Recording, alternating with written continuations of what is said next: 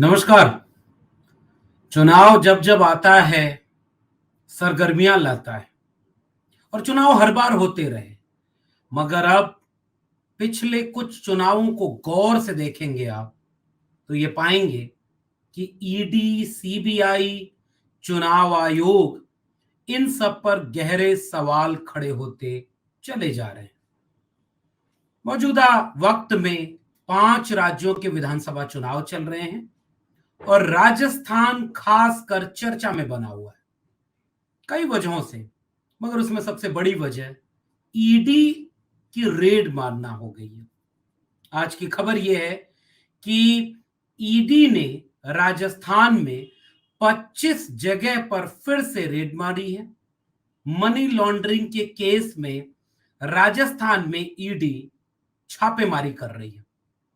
सूचना यह है कि एक बड़े आईएएस अधिकारी को भी इसमें निशाने पर रखते हुए ये छापेमारी की जा रही है। और कल की खबर आई कि खुद ईडी के अधिकारियों को घूस लेते हुए पकड़ा गया है और मुख्यमंत्री अशोक गहलोत ने तीखे तेवर के साथ केंद्र सरकार और उसके हाथ में नाचने का दावा करते हुए ईडी को भी निशानों पर लिया।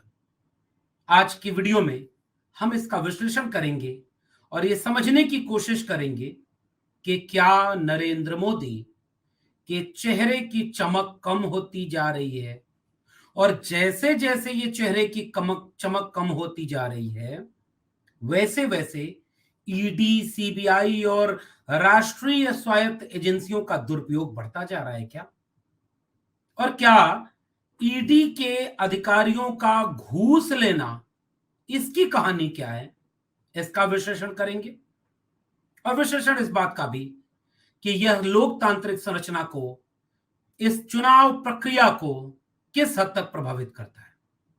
स्वागत है आपका 4 PM न्यूज नेटवर्क पर। मैं हूं डॉक्टर लक्ष्मण यादव।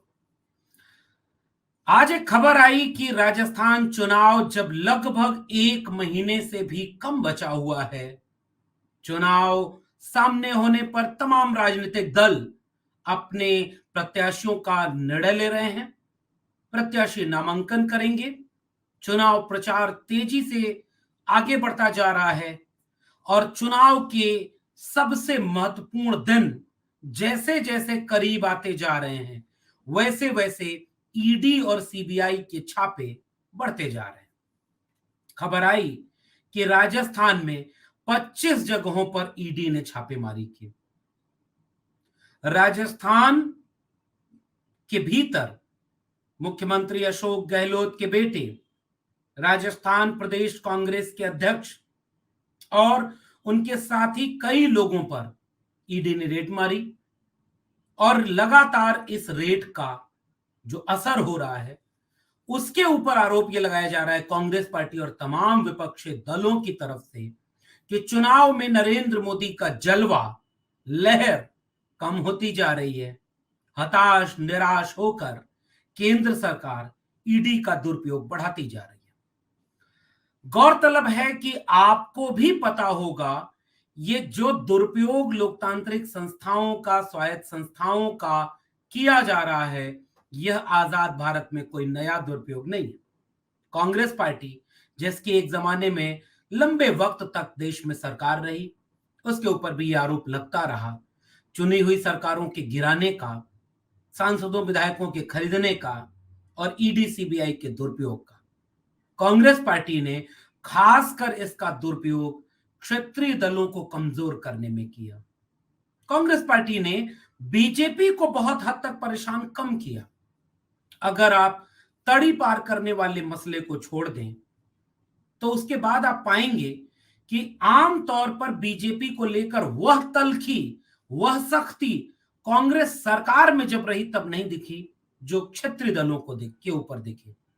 लालू प्रसाद यादव के ऊपर केस मुकदमा हो, मुलायम सिंह यादव के ऊपर केस मुकदमा हो, मायावती के ऊपर केस मुकदमा हो, ईडी सीबीआई की रेड, सारे मुकदमे तकरीबन उसी वक्त के हैं जब कांग्रेस की सरकार थी। इसलिए कई बार क्षेत्रीय दल यह भी आरोप लगाते हैं कि बीजेपी वही दुरुपयोग उन संस्थानों का कर रही है जो कांग्रेस पहले करती आई थी। हां, अंतर एक बात का है, कांग्रेस थोड़ा लिहाज विहाज करती रही होगी, बीजेपी बिना किसी लिहाज के खुलेआम इसका इस्तेमाल करती है। एक तो पहलू इसका ये, आज बीजेपी उसका लगातार दुरुपयोग कर रही है और साफ तौर पर देखने में आता है।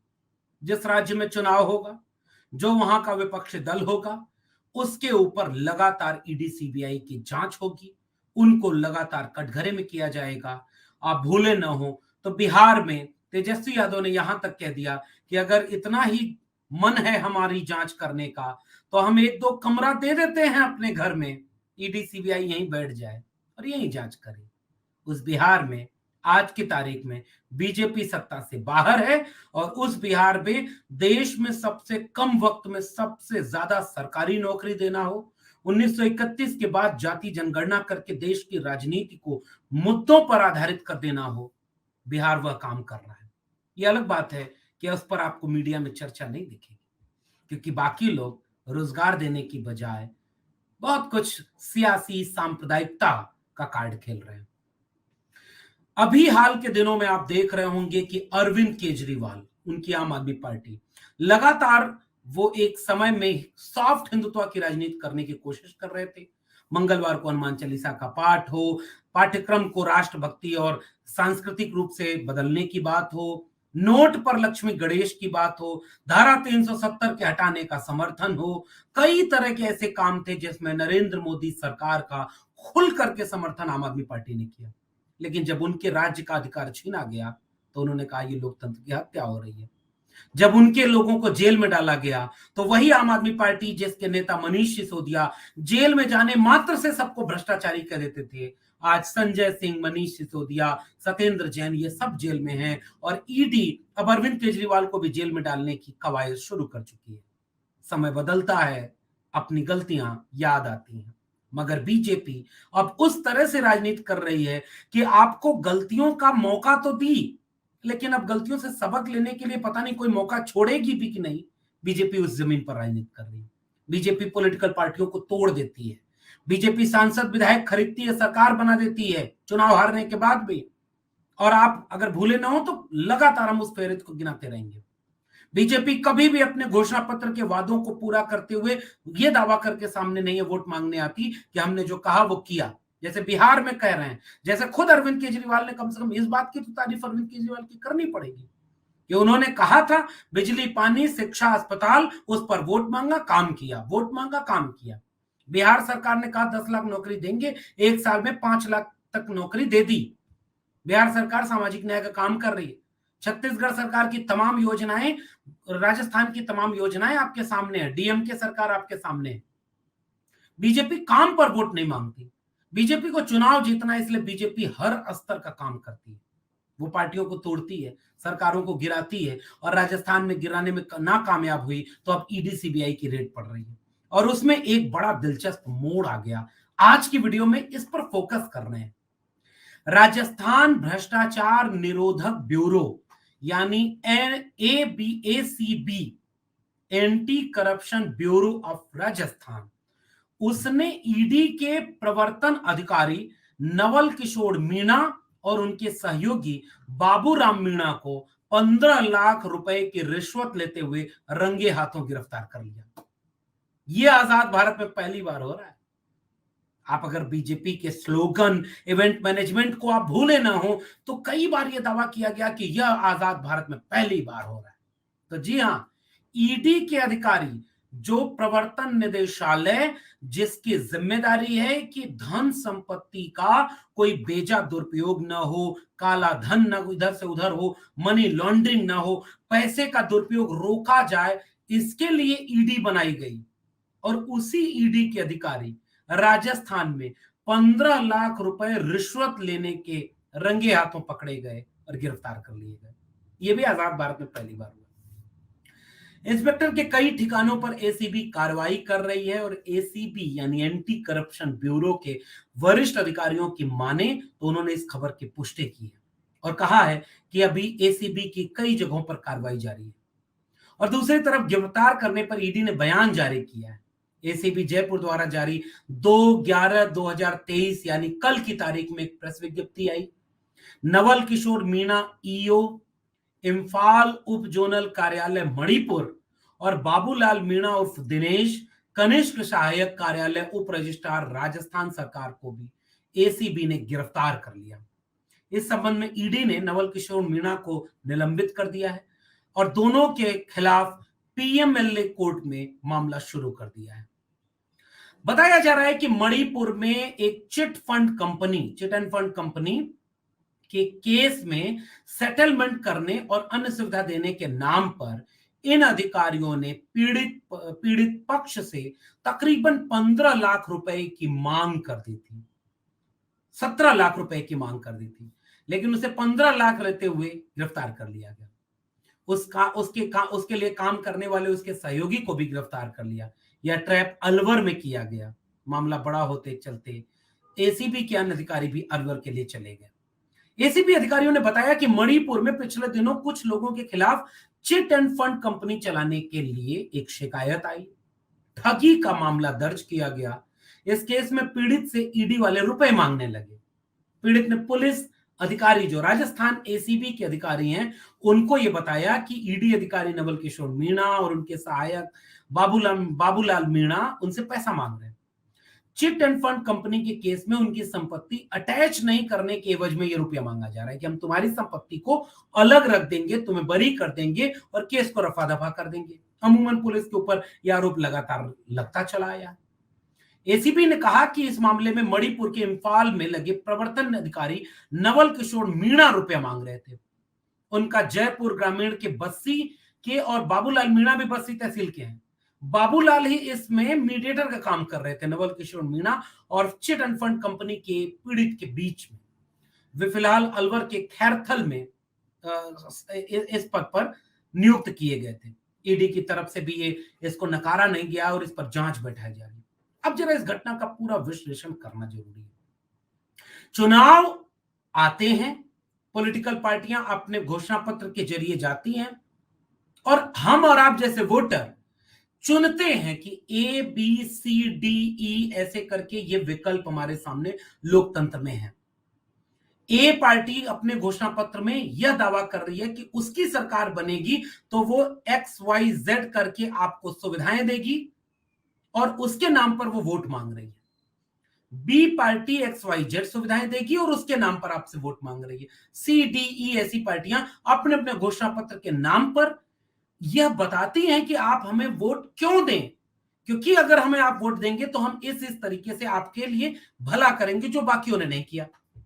चुनाव का यही पर्पज होता है और लोकतंत्र का सबसे बड़ा आधार अगर इस देश में कोई है तो वो चुनाव प्रक्रिया है।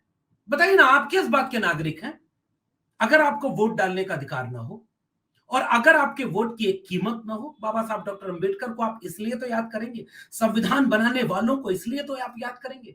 लोकतंत्र का मतलब यह होता है कि प्रजा नहीं होते आप जनता होते हैं। आपके वोट से सरकारें बनती बिगड़ती हैं। आपके वोट से घोषणा पत्र को देख करके, चुनाव में किए गए वादों को देख करके आप मतदान करते हैं और लोकतंत्र में मतदान से बड़ा कोई दान नहीं। ये काम होता है।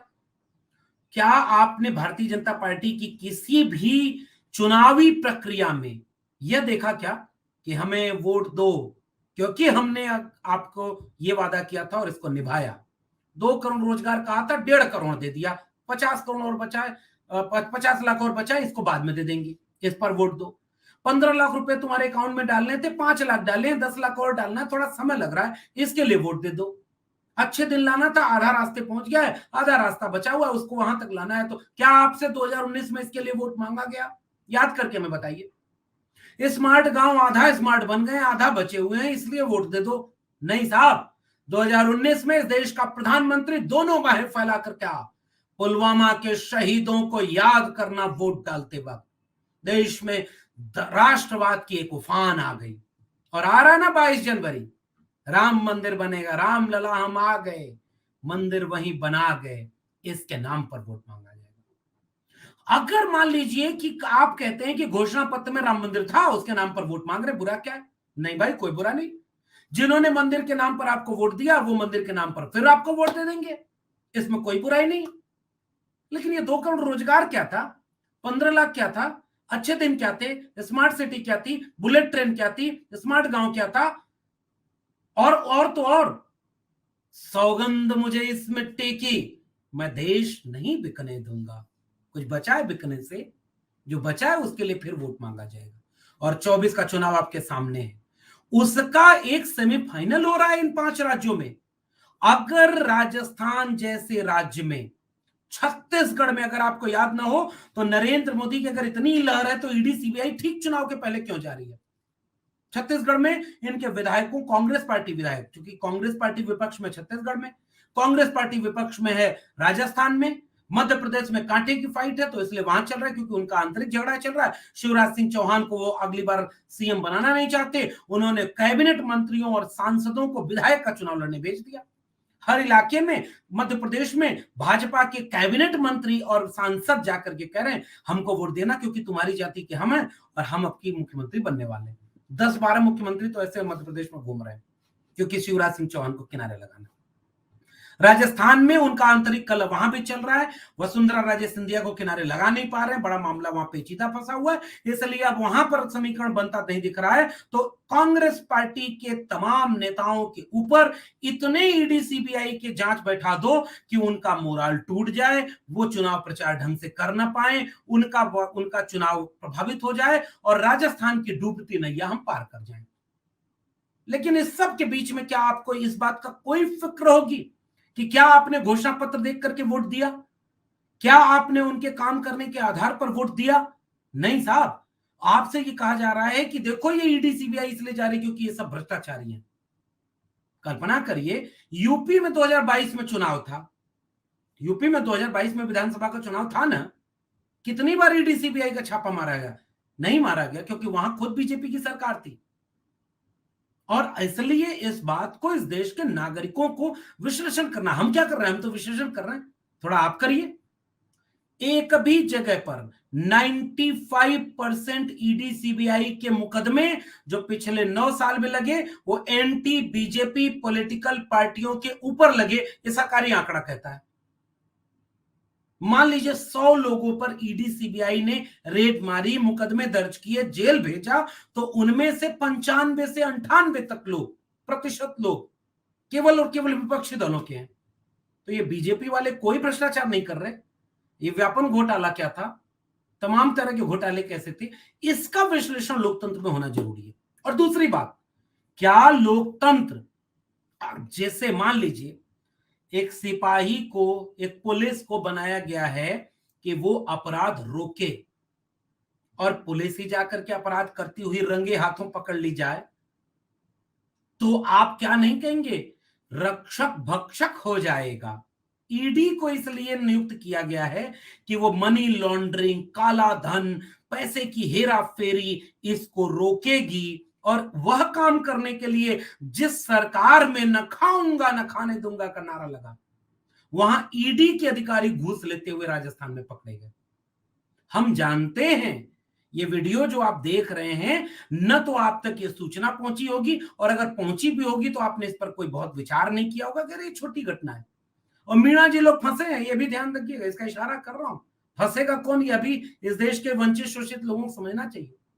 और जब ये खबर आप इस तरह देखेंगे तो कहेंगे कि ये कोई नई बात नहीं है, और अगर आपको गंभीर भी लगेगी तो कुछ दिन बाद इस खबर को आप भूल जाएंगे, कोई नई खबर आपका इंतजार कर रही होगी, कहीं से मिट्टी ला करके शपथ ली जा रही होगी, कहीं कोई मंदिर बन रहा होगा, कहीं फिर से कोई नया चोला पहनकर कोई बड़ा सा झूठ का भाषण देने की तैयारी चल रही होगी। और लोकतंत्र भीतर से कैसे खोखला होता है, वो ईडी के अधिकारियों का राजस्थान में घूस लेते हुए पकड़े जाना और जेल में जाने, इस अध्याय से आप समझ सकते हैं। और इस पूरे प्रकरण में मेरा साफ विश्लेषण ये कहता है, जिस चेहरे पर प्रधान तक का चुनाव, नगर निगम तक का चुनाव, विधायक का चुनाव, सांसद का चुनाव, सब बना दिया गया एक चेहरे पर। अब कहीं घोषणा पत्र नजर नहीं आता, अपने किए गए वादों को पूरा करने का दावा नजर नहीं आता, नए भारत के स्वप्न को दिखाने का कोई दावा नजर नहीं आता, महंगाई को कम करना, रुपए की कीमत को बढ़ाना, पेट्रोल डीजल की कीमत को घटाना, 2 रुपया आपकी जेब में बचाना, उसकी दावे की बजाय 80 करोड़ लोगों को 5 किलो अनाज देना भारी पड़ रहा है। इसलिए जरा आप विश्लेषण करें कि अंदर से लोकतंत्र कितना खोखला किया जा रहा है।